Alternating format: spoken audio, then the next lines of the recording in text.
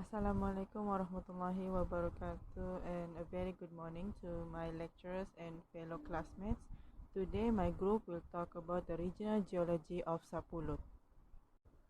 Next, I will introduce my group mates. My name is Nur Izani Elisa binti Nafsin, and in this video you will also see Nur Farah Erdina binti Masud, Nur Syahira binti Bakar, and Muhammad Faris Iqmal bin Poniron.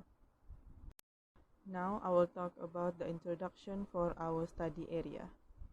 Sapulut, Sabah is a small town in the Nabawan district, and the coordinates are 4.7096 degrees north and 116.4818 degrees east.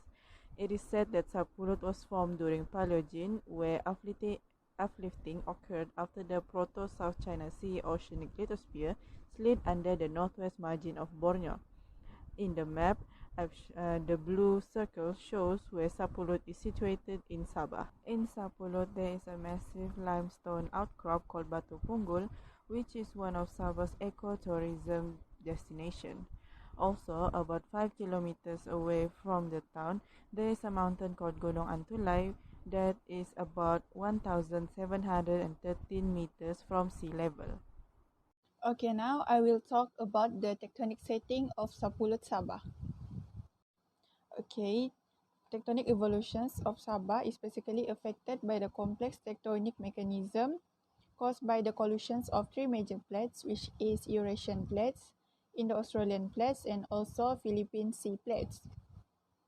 These plates converge lead to the formations of various subduction zones, island arcs, and also marginal seas, which have been formed under a variety of conditions. Okay, during late Eocene until early Miocene, the collision between dangerous ground, Reed Bank, North Palawan blocks, and also Sabah Cagayan Arc has uplifted the northern Borneo. Okay. Southward directed movement of the northwest Sabah continental plate was linked to the opening of South China Sea, resulting in the initial uplift of the Temburong and also West Crocker formations. The uplift and erosions of Rajang Fault Thrust Belt and other formations feed the depositors of the Paleogene Basin at the west and also east of Sabah. The erosions of uplifted formations are contributing to the formations of Sapulut and also Tanjung Formation. And for your knowledge, the Sapulut Formation is actually included under the Rajang Group. Okay, I think that's all for the tectonic setting of Sapulut Sabah. Thank you very much.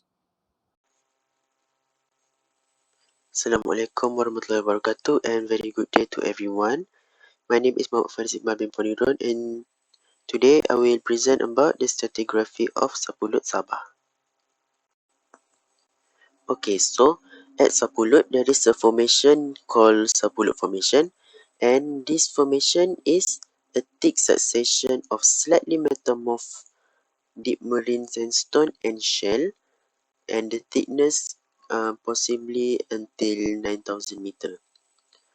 The strata is strongly folded but lack dominant structure. This formation have northeast to southwest and northwest to southeast trend. And this image shows the stratigraphy of this formation, Sapulut formation, and the formation around the Sapulut formation. Okay, so now let's look at this picture, this image. This is actually the previous image, but I only take the part where it shows the Sapulut formation. It is written there, see Sapulut, Crocker, Tusmadi, and others. This is because Sapulut formation and the other formations are part of group called Rajan group, and they have three colors there. It shows three colors there, which is green color, yellow color, and peach or flesh color. The green color representing limestone, the yellow color representing sandstone, and the peach color representing shell. So we can see that sandstone and shell are interbedded with each other, which is the layers of sandstone, followed by shell and sandstone and shell and seterusnya. And the age of Sapulut Formation is estimated to be around late Cretaceous to late Eocene. Why? Because the researchers found that there are foraminifera fossil at this formation in the rock. Okay, so now let's move on to rock unit in Sapulut. Okay, now for the rock unit at Sapulut. So as I mentioned before, Sapulut have Sapulut Formation. And Sapulut Formation consists mainly of sandstone and shell that are intermediate within each other. And the formation have the age of late Cretaceous until late Eocene. So for the sandstone, it have very fine to fine grain. The texture of the sandstone is fine to very fine grain. We also have presence of lamination, oxidation, and erosion. The texture that is fine shows that the environment during the time is low energy, which means the place is deep marine. And for the shell have very fine grain, and it also has presence of erosion. We can see, and there's ripple mark on the surface. So the ripple mark on the surface of the shell shows that the environment during the time of deposition is low energy, and typically means that it is at deep marine environment where there's no huge wave. Okay, so last but not least, let's look at this image of thin section of sandstone at Sapulut under cross-polarized light. As we can see there, the quartz grain is visible. The white dot. The white dot is the quartz grain, and the darker spot is the matrix of the sandstone. As we can see there at the scale at the bottom, this is 0.2 mm. So that's why the texture of the sandstone is fine to very fine because of the size of the grain of quartz crystal is very small. This image is courtesy of Ahmad Shazwi. So I think that's all from me. Thank you.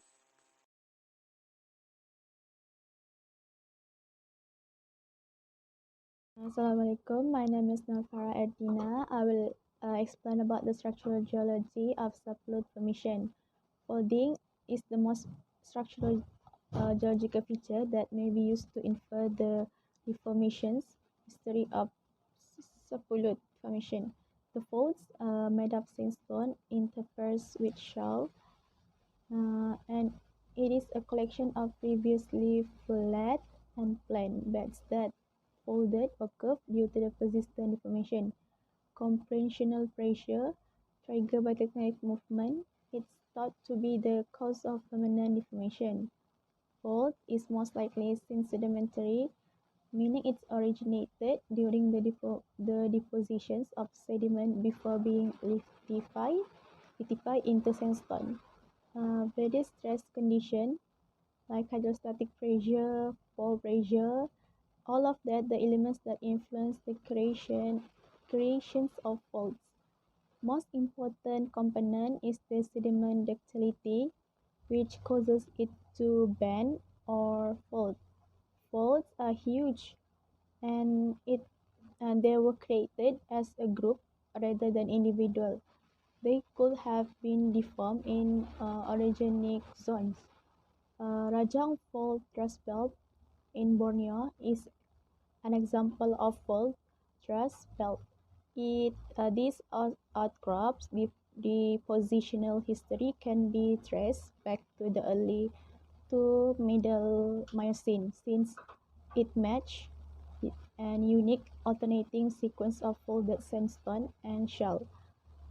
These are two sets of large faults that could be classified as recumbent faults because one of them is overtuned, implying deformed in a regionic zone. That's all from me. Thank you. Now I will talk about the geological resources of Sapulut. From the rock units, we know that Sapulut has sandstone, mudstone, conglomerate, limestone, and shale. And from the sketch of the area, we can see that there are a lot of rivers passing through Sapulut. Therefore, there have been a lot of projects being proposed to be done in Sapulut, such as an aggregate quarry in Kampung Simatuah and a river stone mine. However, all of these projects were abandoned, and due to lack of information, the reasons remain unknown. From the figures I have provided, we can see that the river stone mining that was supposed to be done at Sungai Penawan, Sungai Talangkai, and Sungai Pampagon, Sapulut, Sabah was proposed. However, the submission date shows that it was abandoned. And the project for aggregate quarry at Kampung Simatua, Sapulut, Sabah was also proposed, but the submission date is absent. On the other hand, Sapulut is better known for its forestry resources such as timber. Sapulut actually contributes to Sabah's timber supply, and the timber is harvested from the Natural Forest Management forest area, which is 52,552 hectares, and the Industrial Tree Planting forest area, which is 21,970 hectares. The timber is harvested using sustainable methods in order to avoid the resources from being obsolete. From the map, the green areas are the natural forest management area and the yellow parts are the industrial tree planting area.